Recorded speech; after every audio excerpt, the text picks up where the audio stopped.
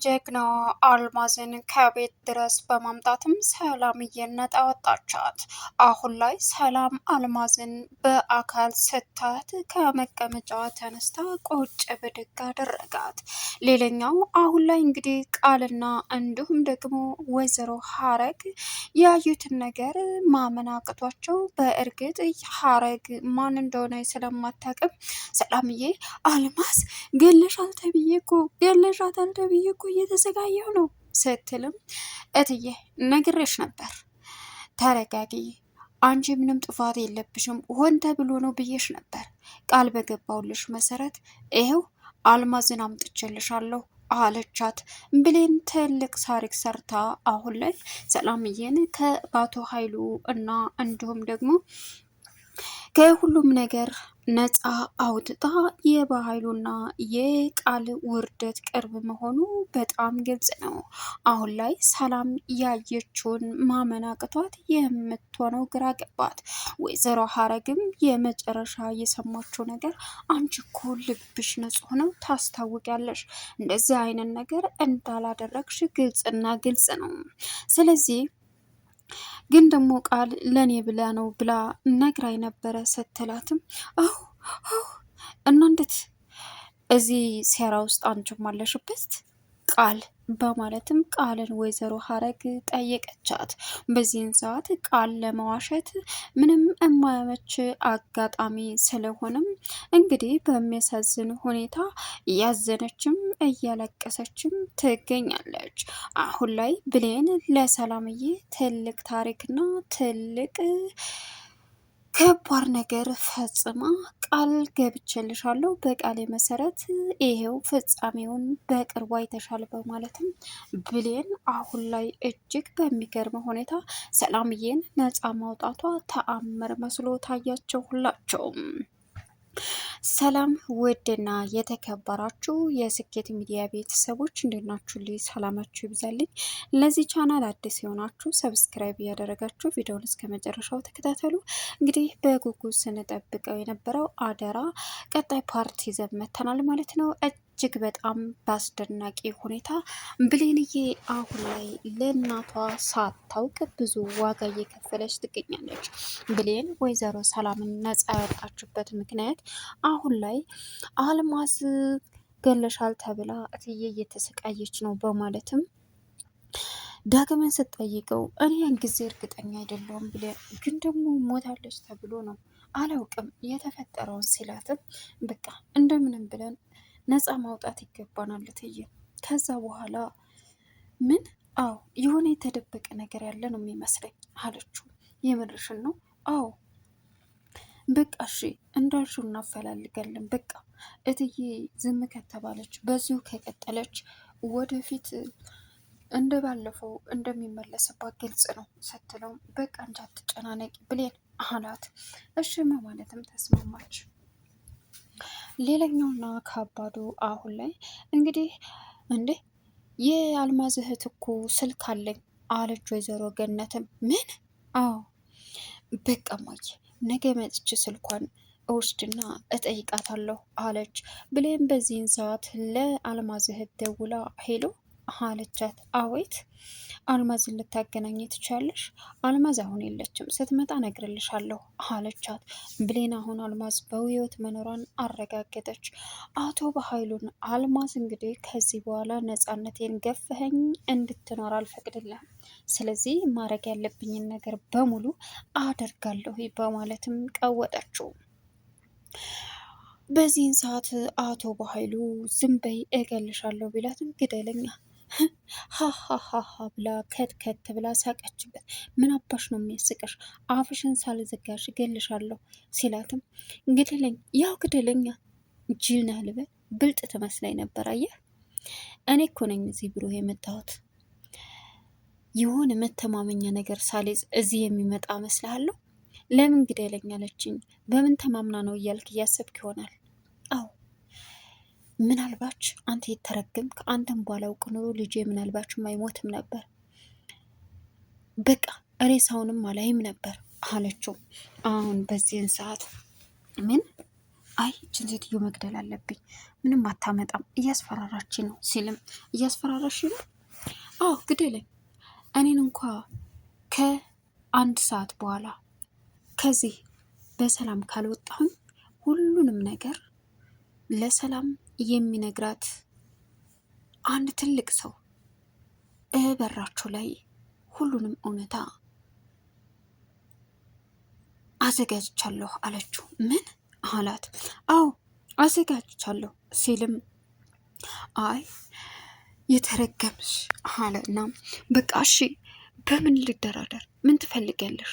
200,000 300,000 ጥሪ አላት። ትሰማኛለህ? ከዚህ በኋላ በፍጹም እኔም ላደርገው እችላለሁ በማለትም ለሰላም ደወለችላት። ሰላም በዚህን ሰዓት ስልኩን አንስታ ሄሎ ብትል አታነሳም። ስልኩን ዘጋችው፣ ኔትወርክ ነው መሰል ብላ። በዚህን ሰዓት አልማዝ በኃይሉን አስፈራራችሁ። ሰላም አልማዝ፣ ሰላም አልማዝ ነኝ፣ ወንድምሽ በህይወት ገላ ሞታለች እያለ እያስፈራራሽ ነበር እያለችም ተወነችበት። በኃይሉ ደነገጠ። ደነገጥክ አይደል? እየቀለድኩ ነው። ከዚህ በላይ ተቀለድኩኝ ፓራላይዝ እንደምትሆን ግልጽና ግልጽ ነው። ስለዚህ ለማንኛውም ስልኩን ከዘጋሁት በኋላ ነው ያወራሁት ይሄን ነገር ስትለው፣ ምን ላድርግልሽ? ምን ላድርግ ሲላትም ምንም 200,000 300,000 ልስጥሽና የምትፈልጊውን ገንዘብ ጥሪና ከአዲስ አበባ ውጪ። አይደለም አንቺ አይደለም ልጅሽ፣ አንቺ እንኳ ለመሞት ብታጣጥሪ እዚህ መምጣት የለብሽም ማለት ምን አለችው። አዎ አንተ አረመኔ፣ ይኸውልህ ከዚህ በኋላ ነፃነቴን በገንዘብ እንድትደራደረኝና እንድትሸጥልህ አልፈልግም። 1 ወር ብቻ ሰጥቻለሁ፣ ለ1 ወር እደበቃለሁ። ከዛ በኋላ ግን ወጥቼ እንደፈለግኩ ነው የምሆነው ብላ አስፈራርታ ወጣች። አቶ በኃይሉ ግራ ተጋባ። በዚህን ሰዓት ሌላኛውና ከባዱ እንግዲህ አስደንጋጩ ነገር የሚያሳዝነው ሁኔታ አሁን ላይ ሰላምዬ እኔ ነፍሰ ገዳይ ነኝ አይደለሁም እያለች ታለቅሳለች።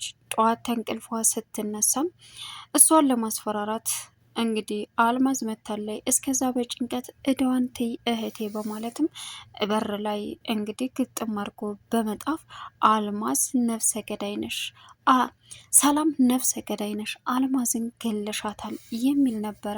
ተንቅልፏ ስትነሳ ያየችው ጠዋት አንቺ ነፍሰ ገዳይ አልማዝን ገለሻታል የሚል ነበር።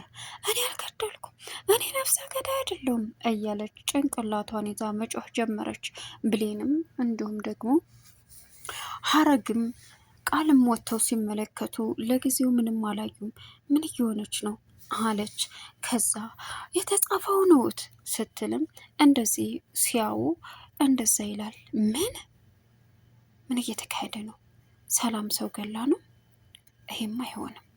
ምን እየተካሄደ ነው ስትል እትዬ እኔ ያለሁልሽ መጥቼልሻለሁ፣ ተረጋጊ፣ እመኚኝ፣ አንቺ ነፍሰ ገዳይ አይደለሽም፣ ተረጋጊ እያለች አረጋጋቻት። በዚህን ሰዓት ሁሉም ተሰብስበው ባሉበት አጋጣሚ ብሌን ተናዳ ውጥታ ላይ ይች ደግሞ ምን ሆና ነው አለች። ወይዘሮ ሀረግ ዝም ብላ ስታሽቃብጥ ነው። አሽቃባጭ በያት አለቻት። እሺ የኔ ልጅ ወይ ማየ ሰላም ሰው ገላለች እንዴ? አዎ። ምን? አዎ ስትታይ ሰው ገዳይ አትመስልም። ቆይ ምንድን ነው እማዬ? አዎ ገላለች። ለፖሊስ እደውላለሁ። ነፍሰ ገዳይ ጋ ነው አስቀምጠሽ እንደዚህ የምታደርጊኝ? አንቺ ምን አይነት ነሽ?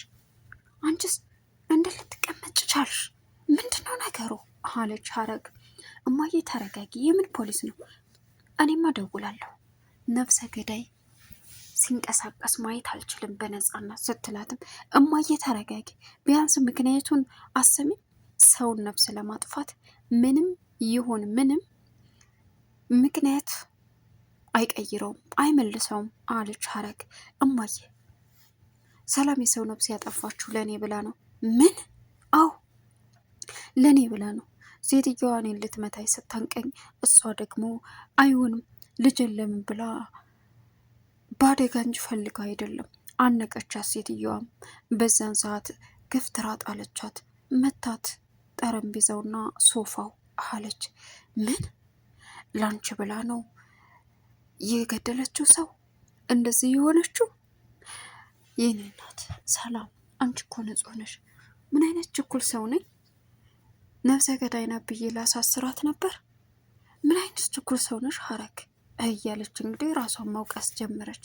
አይሽ ለኔ ብላ ነው እያለችም አሁን ላይ ሰላም ክላሷ ገብታ እየየ ብላ ማልቀስ ጀመረች። ብሌን እማዬ ተረጋጊ፣ እትዬ ተረጋጊ፣ እመኝ ሁሉም ነገር በቅርቡ ነፃነትን አውጀሽ እንድትኖሪ አደርግሻለሁ። አንድ ያልተዋጠልኝ ትልቅ ነገር አለ። ምንድን ነው? እማዬ ሁሉንም ነገር ወደፊት አሳይሻለሁ። ስለዚህ አንቺ ብቻ ተረጋጊ እትዬ፣ መረጋጋት አለብሽ። በቃ ልትረጋጊ ይገባል አለቻት። እሺ እሺ የኔ ልጅ አለች ሰላምዬ።